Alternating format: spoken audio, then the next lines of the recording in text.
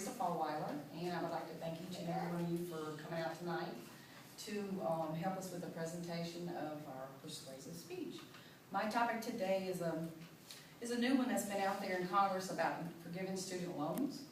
I don't know if any of y'all have heard that there's a big thing in Congress right now where they're wanting to forgive student loans based on the default of all of them. My purpose today is to persuade you, my audience, of student loan debts that do need to be forgiven based on the students' academic progress, their employment and or economic status. Do you know as an individual that every student that has attended college that has gotten some form of student loan has a $9,000 in debt on an average? Based on the article July 10, 2012 from CNBC, student debt has reached over $1 trillion. The purpose here is not to overlook the fact that people are suffering because of student loan debts, or to draw attention away from the fact that higher education has gotten out of control.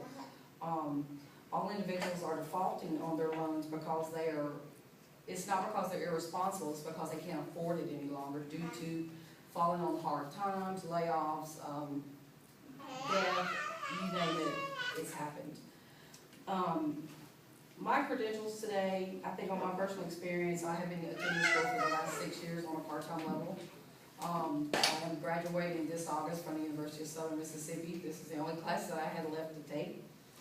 So I can attest to the fact of having to do student loans just to get through, and it has, if you're not sure how they work, find out before you get into it, because it can really, really set you up for failure because you can't pay them back unless you get the best job in the world.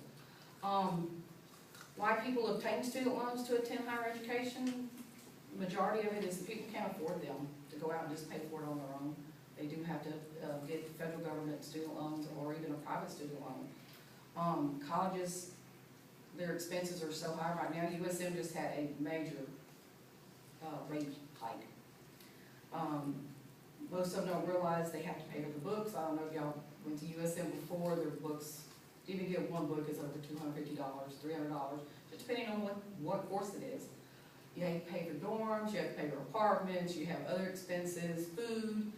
And I've had 2 daughters that went to college, and it was out of sight. They know now that, wow, what did I get into? But anyway, be sure to make sure you understand before you get into student loan debt, because years down the road, it's going to be hard to pay $200, $300, $400, $500 a month to repay back your loans. Why is it a good idea to forgive some student loans? Student loan repayments have defaulted at a rate of 3.7%, while those who dropped out had a default rate of 36.8%. In other words, they were not able to pay their debt. And a larger portion of the student loan debt is falling on those who will not be able to receive any type of benefits of earning a degree.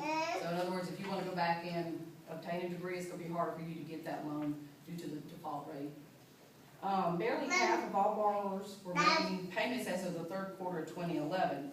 47% were either still in school or on a deferral basis.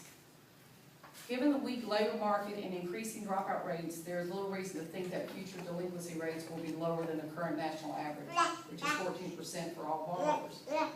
Currently, 15.5% of outstanding student loan balances are held by borrowers 50 years and older, such as me, old person. While 4.2% is held by those 60 and older. These individuals in those age brackets are the ones who default on student loans. The average debt burden for borrowers over the age of 60 is at $20,250. The median education debt belonging to households in which the head of the household is retired increased by 62% from 2007 and 2009. When combined with forecast growth in issuance, the government has estimated they'll lose around $65 billion in student loans in the coming years due to default. How to avoid student loans? The number one thing is make good grades while in high school. You get a scholarship, you get grants, play sports. There's all types of scholarships out there for sports. Take college courses in school while going to high school, because those courses transfer over, and you can also get some money for that. Be thrifty, go to an inexpensive 2-year college, such as MGCCC. Finish your remaining 2 years at an in-state university where the cost is a little bit cheaper. Work and pay your tuition as you go. Kind of hard if you're a student going full-time, but try to conserve your money. Go to school part-time and work. Sometimes that helps. You may have an employer that can pay you tuition assistance. That also is a good idea. Apply for all the grants and scholarships that are out there. Make sure to fill out your FAFSA, which is your federal student, free application for student aid. That's your government. So in conclusion today, my speech was convince you that there needs to be some forgiveness of some forms of student loans. As the statistics show, there is major default rates going on right now. As we're all current students attending college, either a community college or a public university, you know how much it costs to go to school, so you better yourself.